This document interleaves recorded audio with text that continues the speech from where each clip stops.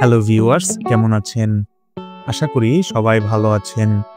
তবে ভালো না থাকলেও আপনাদের মন ভালো করে দেওয়ার জন্য আজ আমি আপনাদের সাথে শেয়ার করতে চলেছি আমার এক অবিস্মরণীয় যাত্রার গল্প। এই যাত্রা শুধু একটি ভ্রমণই নয়, এটি ছিল আমার জীবনের একটি আকর্ষণীয় অধ্যায়, যেখানে আমি প্রকৃতির সৌন্দর্য, আধ্যাত্মিকতা এবং নিজের সীমারেখাকে চেনার এক অসাধারণ অভিজ্ঞতা অর্জন করেছি। আমার এই যাত্রা শুরু হয় বাংলাদেশ থেকে এবং এর শেষ হয় ভারতের পবিত্র কেদারনাথ মন্দিরে। চলুন আমি আপনাদেরকে এই যাত্রার প্রতিটি মুহূর্তের সাথে পরিচয় করিয়ে দিই।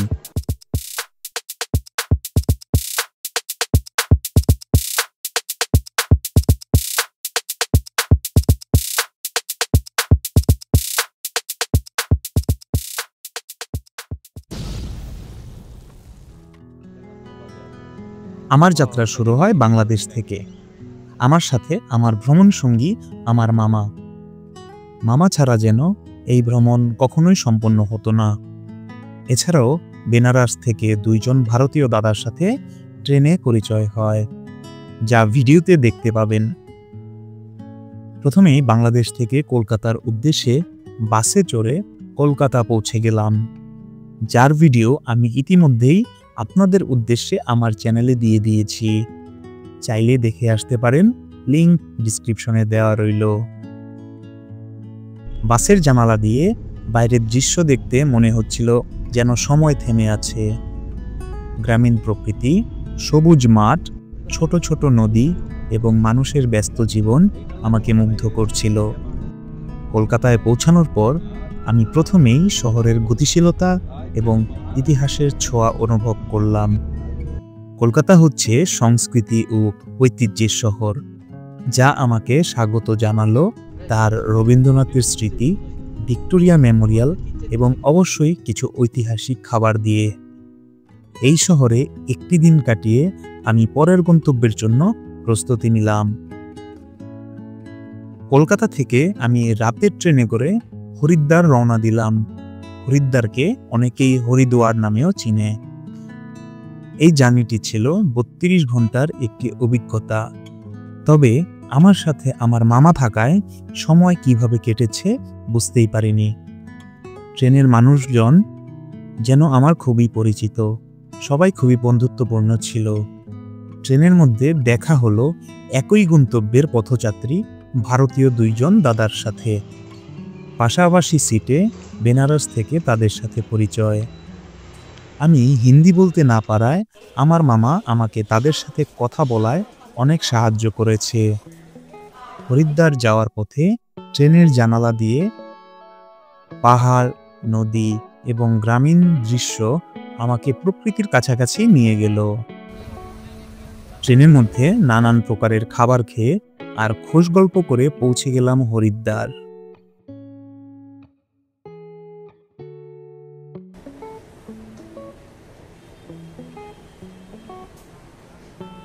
আনুমানিক ভোর ৫:৩০।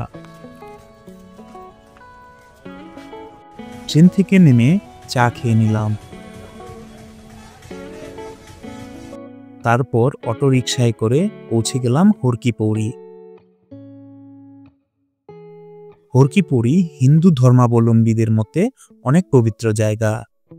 হরকি পৌরিতে গঙ্গা নদী বয়ে গিয়েছে।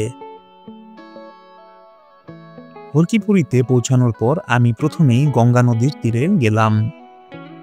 হরকি পৌরিতে গঙ্গা স্নানের সময়ের সেই প্রচণ্ড স্রোত সহ গঙ্গা নদীর দৃশ্য আমার এখনো চোখে ভাসে।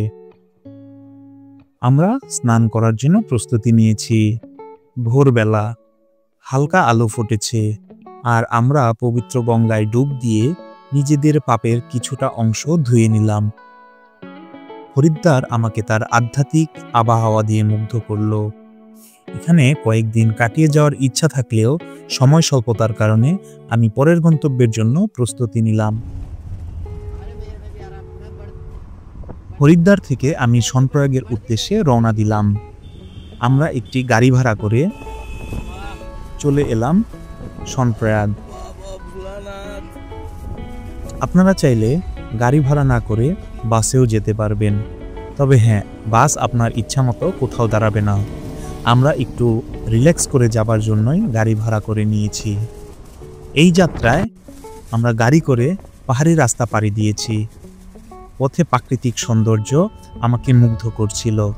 চারিদিকে বড় বড় পাহাড়, বড় বড় গাছ, চারিদিকে সবুজ এবং চারিদিকে অপরূপ সৌন্দর্যের এক মহিমা।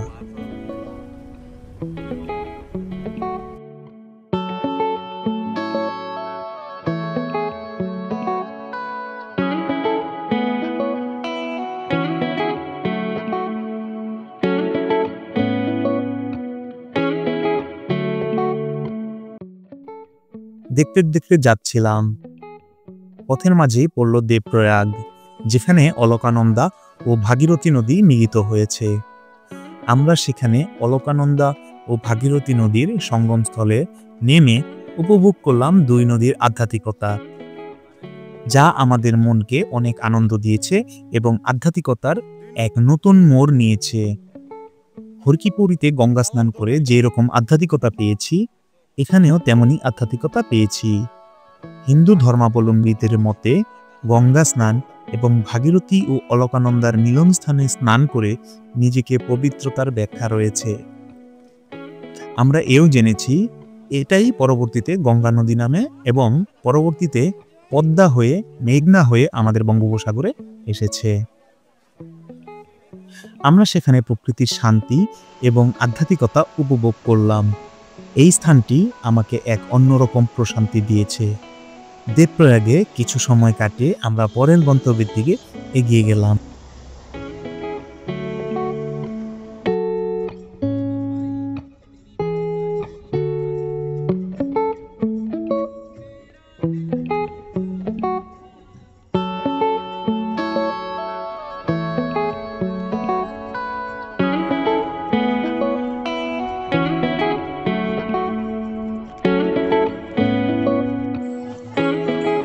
চলে এলাম সনপ্রয়াগে। গাড়ি থেকে নেমেই দেখতে পেলাম কেদারনাথ যাত্রার প্রথম পায়ে হাঁটার রাস্তা। তবে হ্যাঁ, কিছুদিন আগে পাহাড় ধসে পড়ার ঘটনাও ঘটেছে, যা আমাদের মধ্যে ভীতিকর পরিস্থিতি সৃষ্টি করেছে। আমরাও খুব ভয় পেয়েছি। শুনেছি অনেক মানুষ এই পাহাড় ধসে পড়ায় প্রাণ হারিয়েছে। তবে হ্যাঁ, আমরা সেই মৃত্যু ভয়কে পরোয়া না করেই এগিয়ে গেলাম কেদারনাথের উদ্দেশ্যে।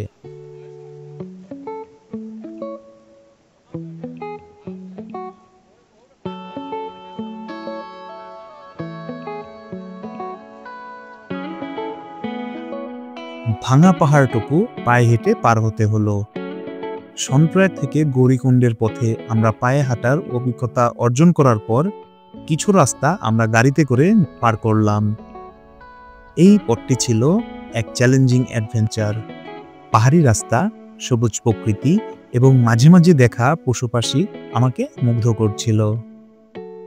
গৌরীকুণ্ডে পৌঁছে আমরা বিশ্রাম নেওয়ার জন্য হোটেল রুম ভাড়া করলাম। রাত হয়ে গেছে। আমাদের চিন্তা ভাবনা আগামীকাল সকালে কেদারনাথের উদ্দেশ্যে পায়ে হেঁটেই রওনা দেব। এখানে বলে রাখা ভালো, কেউ কেউ এখানে ঘোড়ায় করেও যেতে পারে এবং আপনি যদি হেলিকপ্টারে যেতে চান তাহলে আপনাকে অনেক আগে থেকেই হেলিকপ্টার বুকিং দিতে হবে এবং এর খরচাও অনেক পড়ে যাবে। রাত্রিকালীন সময়ে আমরা পরিকল্পনা করলাম কিভাবে কেদারনাথ যাব এবং সাথে কি কি নেব। গৌরীকুণ্ডে থাকাকালীন আমি স্থানীয় মানুষদের সাথে কথা বললাম এবং তাদের জীবনযাত্রা সম্পর্কেও জানলাম। পরের দিন সকাল, গৌরীকুণ্ড থেকে কেদারনাথের ট্রেক শুরু হয়। এই ট্রেক ছিল আমার জীবনের সবচাইতে স্মরণীয় অভিজ্ঞতা শেয়ার করার আগে আমি কেদারনাথ সম্পর্কে কিছু বলে নেই। কেদারনাথ মন্দির হিন্দুদের অন্যতম প্রধান তীর্থস্থান। এটি ভারতের উত্তরাখণ্ড রাজ্যের গড়ওয়াল হিমালয় পর্বতশ্রেণীতে অবস্থিত। কেদারনাথ শহরে মন্দাকিনী নদীর তীরে স্থাপিত একটি শিব মন্দির। এখানকার তীব্র শীতের জন্য মন্দিরটি কেবল এপ্রিল মাসের শেষ থেকে কার্তিক পূর্ণিমা অবধি খোলা থাকে।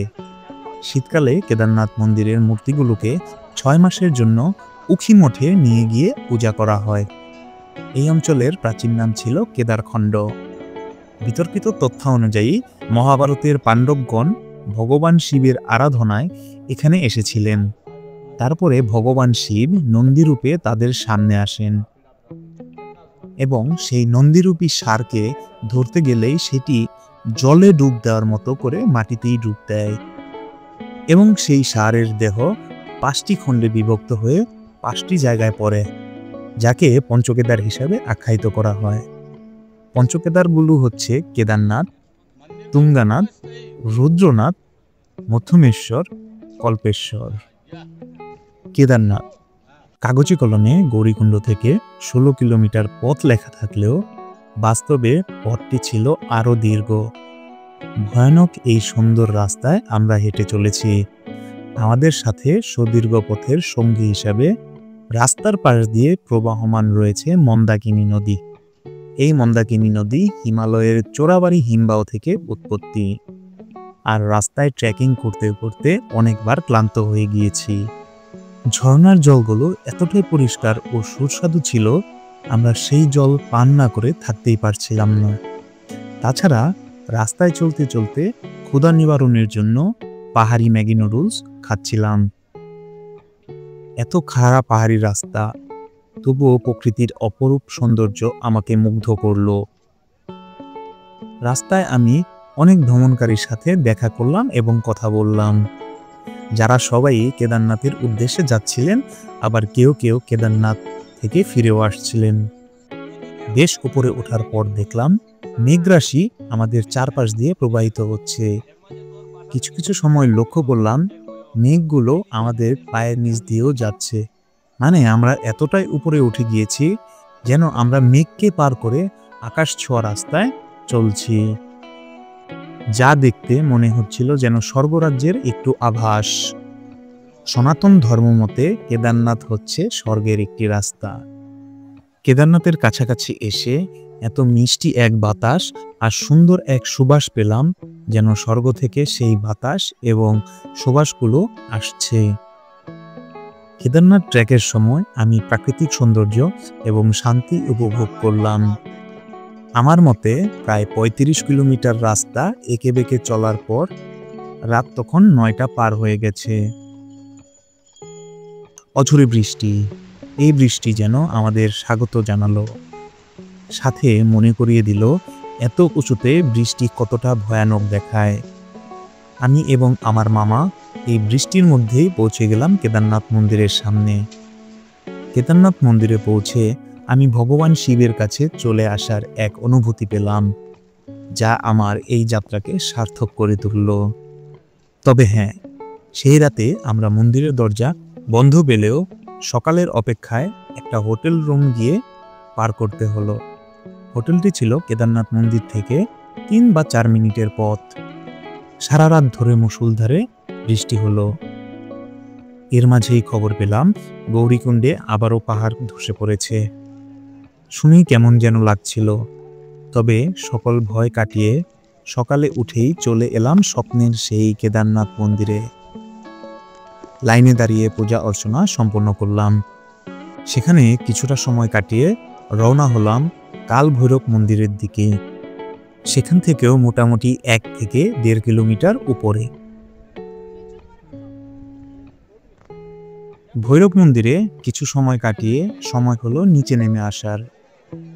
কেদারনাথ যেন আমাদের ফিরতেই দিবে না, এমন এক অনুভূতি হলো, কিন্তু আমাদের ফিরতে হবে, তাই নিচে নেমে আসলাম। নিচে নামার সময় অনেক অভিজ্ঞতা অর্জন করেছি, সেগুলো আর নাই বললাম। ধীরে ধীরে নিচে নামতেও প্রায় সন্ধ্যা পার হয়ে গেল।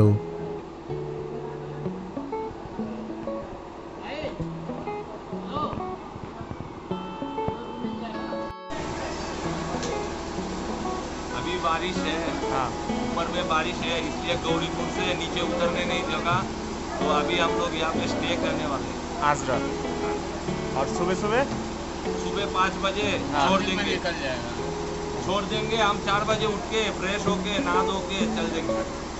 ठीक है दादा। दादा आप ठीक है। ठीक है। সেই রাতে আবার গৌরীকুণ্ডে অবস্থান করে পরের সকালে তুমুল বৃষ্টির সাথে সেই ভাঙা পাহাড় দিয়ে মন খারাপ করে ফিরে আসতে হলো সমতল ভূমিতে।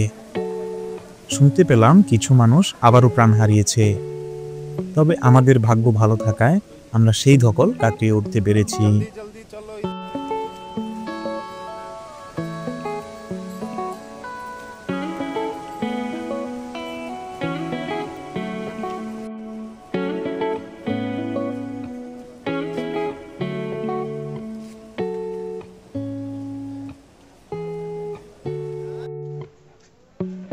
কেদারনাথ হলো সকল হিন্দু ধর্মাবলম্বীদের এক স্বপ্নের জায়গা। সকলেই তার জীবনে একবার হলেও এখানে যাওয়ার ইচ্ছা পোষণ করে থাকে।